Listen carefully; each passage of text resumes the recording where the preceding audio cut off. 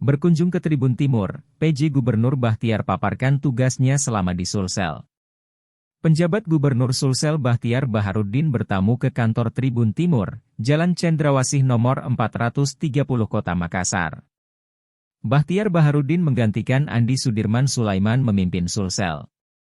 PJ Gubernur Bahtiar tiba sekitar pukul 17.50 WITA. Bahtiar banyak berdiskusi tentang tugasnya sebagai PJ Gubernur Sulsel. Bahtiar mengajak media berperan aktif dalam menyukseskan program untuk masyarakat. Intinya saya silaturahim. Banyak hal harus didiskusikan soal pemilu, stunting, kemiskinan ekstrim, ketahanan pangan, inflasi, kata PJ Gubernur Sulsel Bahtiar.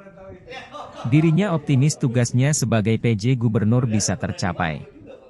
Insya Allah tugas kita gampang di sini, Sulsel, jelasnya. Kunjungan ini didampingi sejumlah pejabat Pemprov Sulsel.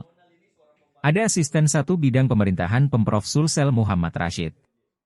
Kemudian ada Kepala Kesbangpol Sulsel Muhammad Firda. Kedatangan Bahtiar ke Tribun Timur ini hanya berselang 2 hari setelah dilantik jadi PJ Gubernur Sulsel Selasa 5 September 2023 lalu. Bahtiar disambut sejumlah pimpinan Tribun Timur.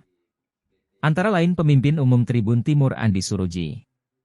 Pemimpin Redaksi Nur Tamzil Tahir, GM Bisnis Unitra, Wakil Pemimpin Redaksi 1 Ronald Ngantung.